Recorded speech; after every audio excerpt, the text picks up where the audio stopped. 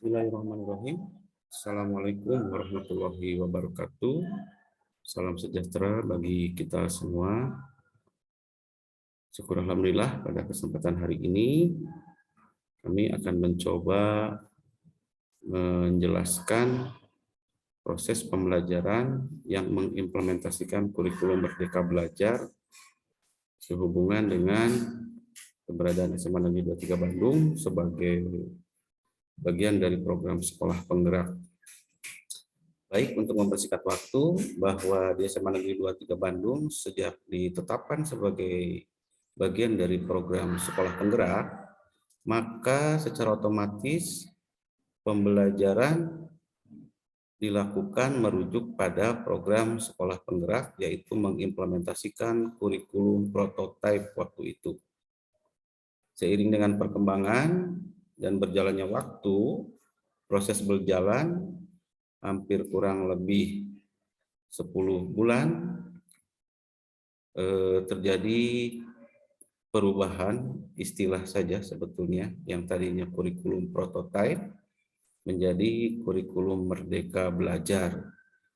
Nah, dalam implementasinya, penerapan kurikulum ini terutama dalam pembelajaran, kami berupaya untuk menyesuaikan dengan tujuan yang diharapkan dari pembelajaran dengan mengimplementasikan kurikulum Merdeka Belajar ini, yaitu pembelajaran yang berpihak pada siswa atau berpusat pada siswa.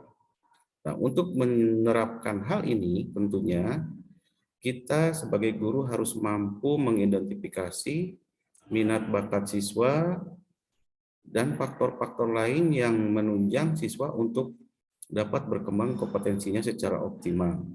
Nah, berkaitan dengan hal tersebut, maka kami mengimplementasikan pendekatan pembelajaran yang berdiferensiasi.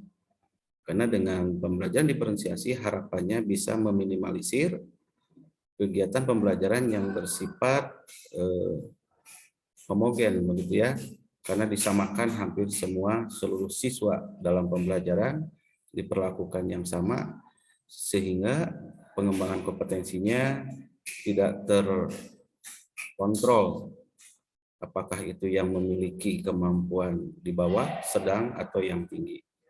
Nah, baik, untuk menjelaskan hal ini, kami akan mencoba menjabarkan tahapan bagaimana mengimplementasikan kurikulum Merdeka Belajar dengan pendekatan pembelajaran berdiferensiasi atau berbeda. Yang pertama, kami melakukan asesmen. Asesmen ini meliputi dua bentuk, yaitu asesmen non-kognitif dan asesmen kognitif. Asesmen non-kognitif cenderung kita ingin menggali informasi sebanyak-banyaknya tentang kondisi sosial, psikis, kesejahteraan siswa yang terimplementasi dalam lingkungan di mana tempat dia berada.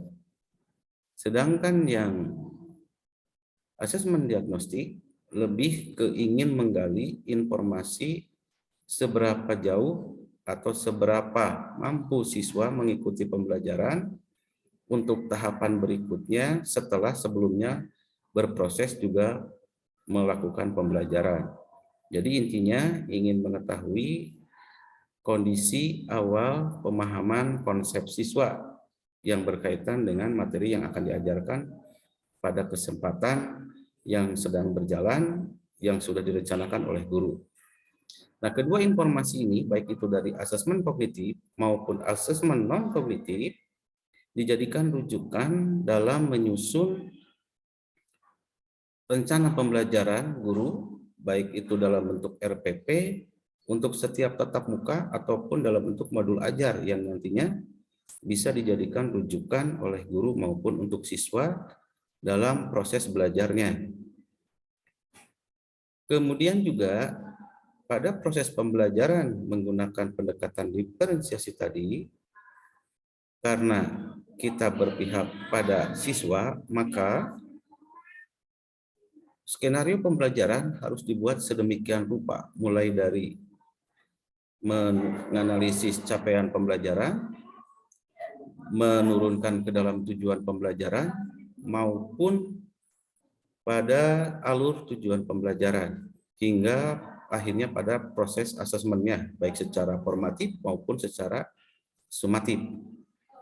Nah, proses inilah yang dilakukan pada SMA Negeri 23 Bandung selama menjalani proses sebagai bagian dari program sekolah penggerak. Itu mungkin untuk lebih detailnya Bapak Ibu bisa melihat dari tampilan yang ada di aplikasi ini untuk melihat lebih detailnya sebagai bagian dari proses pembelajaran kita semua. Kami sadar bahwa apa yang kami lakukan ini masih jauh dari sempurna, tetapi kami percaya bahwa dengan Bapak Ibu melihat semua yang sudah kami sajikan, masukan saran bisa kami terima sehingga nanti menjadi bagian proses untuk menyempurnakan pembelajaran ke depan yang lebih baik. Itu saja mungkin Bapak Ibu, selamat mencermati tampilan yang sudah kami siapkan. Terima kasih. Assalamualaikum warahmatullahi wabarakatuh.